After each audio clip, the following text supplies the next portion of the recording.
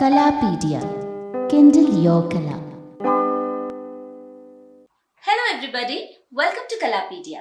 This is Saujanya and today I will be doing a review on a very interesting book. Like the saying goes, circumstances do not define a man, but it reveals him. And this aptly describes the character in our book today. So without much ado, let's get started.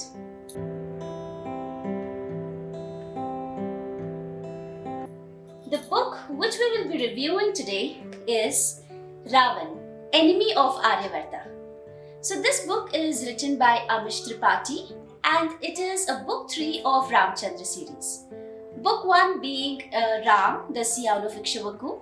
Book 2 is Sita, the warrior of Mithila, and this is the 3rd edition in the Ramchandra series. By the way, this is us with Amish Tripathi. In this book, Amish Tripathi takes us through the journey of Ravan, wherein a boy from a small ashram in Indraprasth, how he grows up eventually to become one of the most ferocious villain in the history of India. My thumbs up point 1 is the narration style of the author. Here, he adopts a hyperlink method to describe the characters in the series. So what generally happens in a hyperlink method is, every character is being built upon by the author wherein he walks us through the journey of their life, and eventually all the 3 characters are merged at one particular point and a new story evolves. So even though this particular book is a part of a series, you don't have to go ahead and read the book 1 of Ram, book 2 of Sita and then come to the book 3 of Ravan. So the hyperlink method actually makes the reading more independent. Another aspect why the reading becomes very independent in itself is because of the introduction of the characters which Amish does in his book. So there is a basic definition of what Arishtanini means, the definition of what Nagas exactly means. So similarly, all the important words are being described. So this way, you don't have to go ahead and read back the book 1 and book 2. And yet you will be able to understand the concepts which is laid out here, which makes the reading very interesting. My second thumbs up point goes to the very character Ravan itself. The enigmatic character he is so beautifully portrayed by the author in this particular series. While he talks about his positive aspects such as his intellectual skills, he being one of the greatest warriors of his times, his skill with the musical instruments, and his compassion towards his brother, sometimes it makes you wonder as to what the author is trying to do. I mean, we all have a different version of Ravan in front of us, a man with 10 heads and cruelty. Is he trying to change the history?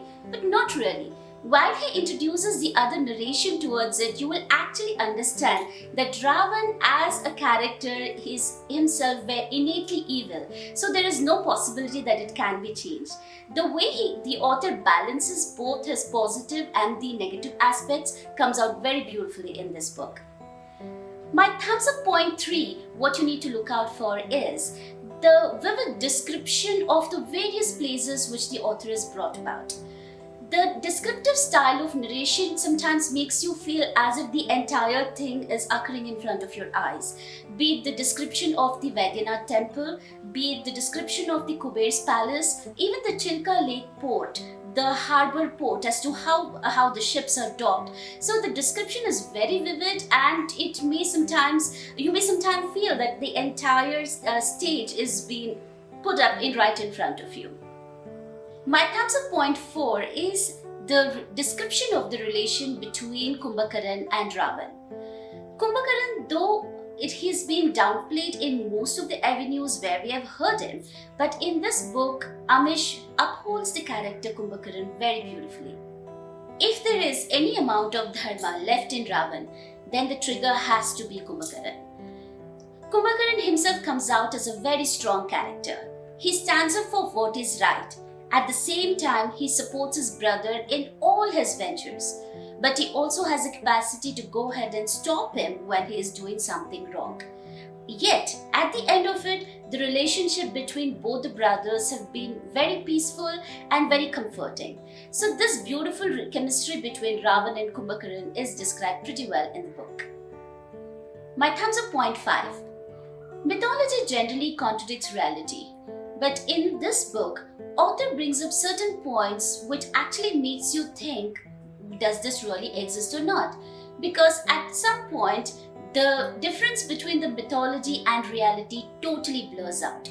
For example, the concept such as Kanyakumari, which is pretty much prevalent in India, in the parts of India. The concept of Rudraveena, considered to be one of the most toughest instrument to be learned, it is still a practice to play the Rudraveena. And Ravan Hatha as the musical instrument is still played in the parts of Rajasthan. Though this is a mythology, at some point of time you landed believing it might be a reality, and you might be tempted to go ahead and research more on this to figure out what has exactly happened. Now the flip side. Sometimes while you're reading the book, you might feel that certain aspects are redundant, especially if you've already read Ram and Sita version. But somewhere I feel this redundancy is important to uphold the character, so that kind of nullifies the entire effect on the book.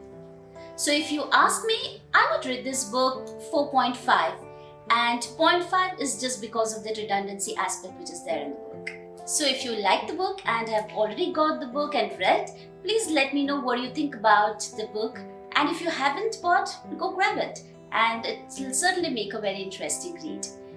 So that's pretty much it from my side. If you have any books which you would like me to review, please put that in the comment section below. And yes, stay tuned to our channel Kalapedia. Please like, share, comment and subscribe to our channel, and don't forget to press the bell icon there. So until we meet next, kindle your kala.